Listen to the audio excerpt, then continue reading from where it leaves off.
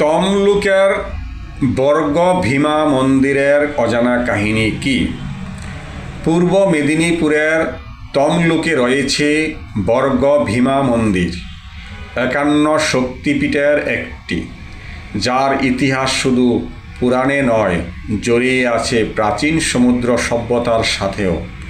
পুরাণ বলছে মা সতীর বাম গোড়ালি এখানে পতিত হয়েছিল, তাই এই স্থানকে বলা হয় শ্রেষ্ঠ শক্তির অধিষ্ঠান বর্গ ভীমা।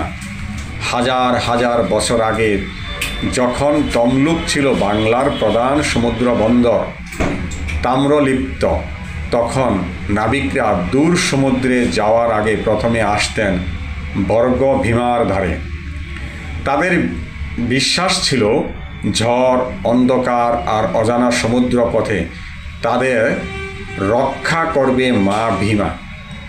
আজও ভক্তরা বিশ্বাস করেন বর্গ ভীমার দৃষ্টি যেখানে পড়ে, অশান্তি সেখানে শান্ত হয় আর জীবনে আসে শক্তি, সুরক্ষা ও সমৃদ্ধি।